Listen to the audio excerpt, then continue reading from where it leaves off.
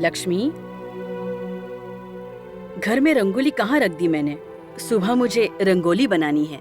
तुम्हारे घर हो तो देना। देती हूँ माँ।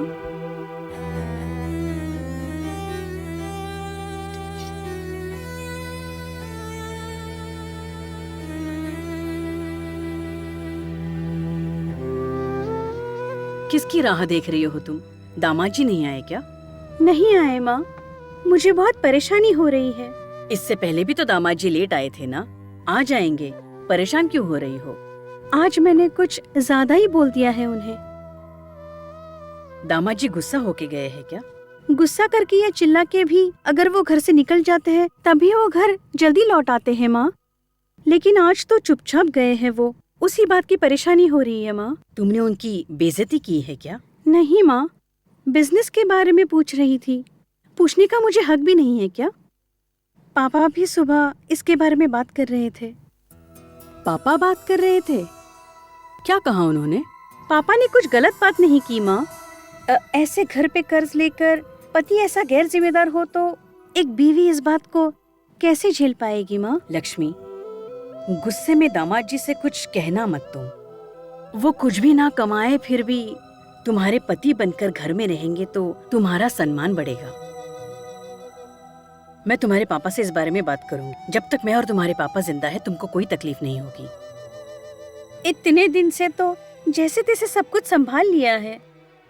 कीर्तन आ गई तो मैं कैसे छुपा सकती हूँ माँ? भाई की शादी होने से पहले मैं दूसरों की मदद नहीं लेना चाहती हूँ माँ। वो नहीं हो पाएगा ऐसा ही लग रहा है। अब क्या कर सकते हैं माँ?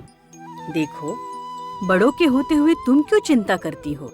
हम बड़े हैं ना, हम संभाल लेंगे। बाहर से आने वाली कितनी भी होशियार हो, कुछ नहीं कर पाएगी वो। गणेश अब तक अच्छा है, हमारे प्रति बहुत प्यार है उसे। जो बाहर से आने वाली है उसे हमारे खिलाफ बोलने नहीं देगा ऐसा लग रहा है मुझे। ऐसा कुछ हुआ तो मेरी बेटियों को कोई प्रॉब्लम आई तो हम देखकर चुप रहेंगे क्या? तुम परेशान मत हो, हम देख लेंगे। दामाद जी आ जाएंगे। मैं चलूं क्या?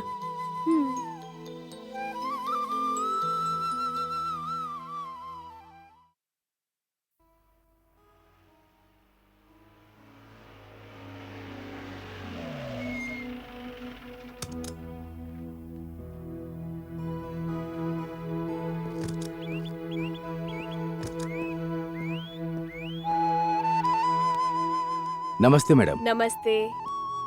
बैठिए बैठिए, आप भी थैंक बैठिए। यू। मैडम, होटल आनंद भवन के प्रोप्राइटर मिस्टर गणेश हाँ एक बच्ची को गोद लेने के सिलसिले में आपसे मिलने को कहा। हाँ, अच्छा। ये मेरा बेटा मूर्ति है और ये मेरी बहू गंगा। नमस्ते। छाया, 2 दिन पहले गणेश एक बच्ची को देखने के लिए आया था ना, उसे गोद लेना था। उस बच्ची को जरा ले आओ। आप तो क्लासिकल डांसर है ना? जी हाँ। आपके कई प्रोग्राम्स मैंने देखे हैं। आप तो प्रोग्राम करोगी तो बच्चे का ख्याल कौन रखेगा? मेरे लिए बच्चा पहले, डांस उसके बाद। ओह, कुछ लीगल फॉर्मेलिटीज होगी, उसके बाद बच्चे को गोद ले सकते हो। सर आप? मैं सोशल सर्वेंट हूँ। ओहो, ओह सो स्वीट। कैसी हो बेटा? इधर देखो। हाय क्यूटी। अरे देखो, इधर देखो। क्यूटी पाई, हंस के दिखाओ। पापा, मुझे ये बच्ची पसंद आ गई है। और आपको? हाँ, मुझे भी पसंद आ गई है। पापा आपको? अगर तुम दोनों को पसंद है तो मुझे भी पसंद है। छाया, अब बच्ची को लेकर जाओ। सर आप बैठ जाइए। मैडम, लीगल फॉर्मेलिटीज होने के बाद एक अच्छा दिन देखकर इस बच्ची को हम गोद ले लेंगे। Okay sir. हर महीने मेरे से जो भी मदद होगी वो मैं जरूर आपके ऑर्गेनाइजेशन को करूंगा। Thank you. तो फिर हम चलते हैं मैडम। ठीक है। ठीक है मैडम। हाँ ओके।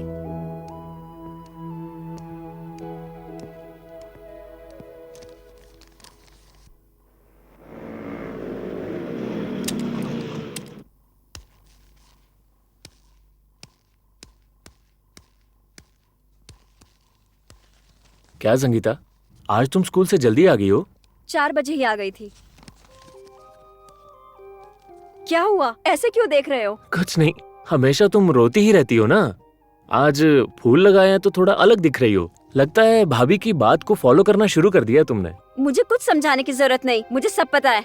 आइए भाभी, आज टिफिन में क्या है? आज सिर्फ कॉफी ही है और कुछ नहीं बनाया है। संगीता, इसके लिए कॉफी ले आओ ना, मैं थोड़ा थक गई हूँ। क्या हुआ आपको? क्या हुआ भाभी, तबीयत ठीक नहीं है क्या? हाँ? कुछ नहीं है, बस थोड़ा सा सर दर्द है। भाभी ये लो मेरी सैलरी। संगीता, तुम ये ले लो। भाभी ये कोई नई आदत है क्या? मैंने जब से कमाना शुरू किया है तब से सैलरी हमेशा आपके हाथ में देता हूँ ना, तो आज क्यों आप ऐसा बोल रहे हो? ए, अब इस घर में तेरे अपने आ गए हैं, तुझे सैलरी इसी के हाथ में देनी होगी। भाभी आप भी मेरी हो ना, आप मेरी माँ समान हो। मेरे कमाने से पहले से ही आप मुझे अपना बेटा समझते हो ना। भाभी मेरे इस पोजीशन पर आने की वजह आप और भैया ही हैं, ये मैं कभी नहीं भूल सकता हूँ। तू जो बोल रहा है वो सही है, पर अब से सैलरी तो इसके हाथों में ही भाभी देगा। अभी और कुछ मत बोलना आप। ये पकड़ो आप। हे, ये पकड़ो तुम।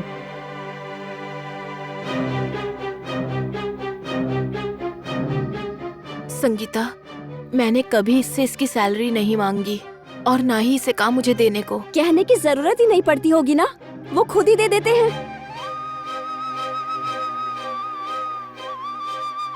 सासू माँ होती है तो बहुओं को परेशानी होती है। इस घर में तो सास भी नहीं है, तब भी मैं परेशान हूँ। संगीता, ये तुम क्या बोल रही हो? मैं तुम्हें परेशान कर रही हूँ? ऐसा तो मैं कभी सपने में भी नहीं सोच सकती। बस कीजिए, मैं जानती हूँ आपने पक्का उन पे कुछ जादू किया हुआ है। मैं सब कुछ जानती हूँ। अरे रे,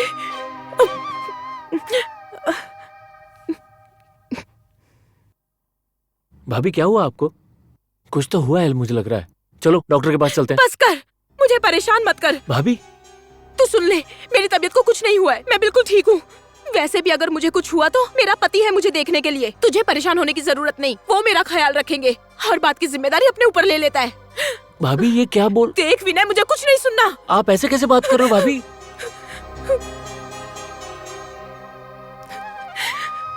विनय को मैं अपना बेटा समझती हूँ।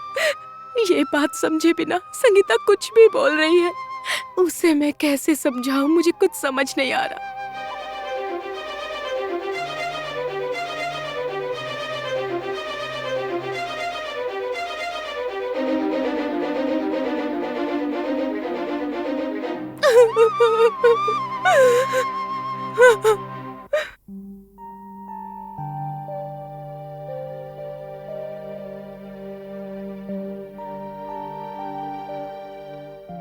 ये लीजिए। हाँ, शादी का मंडप देखने नहीं जाओगे? वो जो 3 मंडप दिखाए थे ना, उसी में से एक को फिक्स करना होगा। वहाँ तो रेंट ज्यादा होगा ना? लेकिन मंडप भी तो बड़ा है ना, AC dining hall, car parking की सुविधा है और बहुत सारे लोग भी तो आएंगे। पापा, मंडप डिसाइड करना तो हमारी मर्जी है, वो बीच में क्यों आएंगे? अब वो बीच में आ गए हैं तो हम क्या कर सकते हैं? गणेश को ये बात पता नहीं होगी। पता होने से भी कुछ नहीं कर सकते हैं। अगर वो उन लोगों के खिलाफ होकर तुम्हें सपोर्ट करने लगा ना, बहुत परेशानी होगी। बाद में सब तुम्हें ही दोष देंगे बेटी। अरे क्यों बच्ची को डरा रही हो? मुझे कोई डर नहीं लग रहा, बस शादी करीब आ रही है तो नर्वस हो रही हूँ। ये क्या बोल रही हो बेटा? कब कौन सी नई प्रॉब्लम आ जाए क्या पता पापा। अब ये सब तो होगा ही ना। क्या कह रही हो?